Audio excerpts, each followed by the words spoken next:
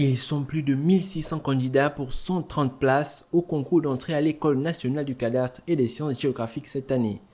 Un concours d'État organisé pour combler les besoins en ressources humaines du ministère gabonais de l'Habitat, de l'Urbanisme et du Cadastre.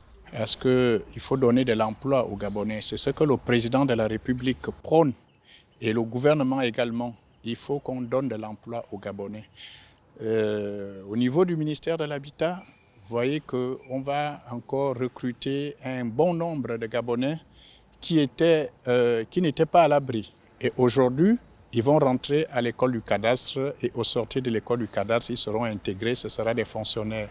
Les candidats retenus à l'issue de ce concours devraient correspondre à des critères bien précis. Pour ce concours exclusivement, les niveaux qui ont été exigés, c'est des niveaux d'ingénieurs des techniques qui correspondent à la catégorie A2 à la fonction publique et le niveau d'ingénieurs qui correspondent à la catégorie A1.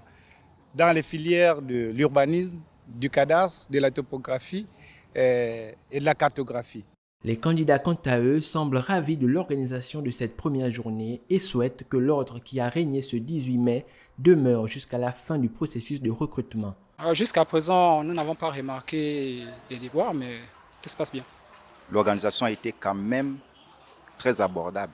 Bien, la seule chose qu'on peut attendre, c'est que les résultats sortent le plus tôt possible et que le mérite soit celui qui a composé.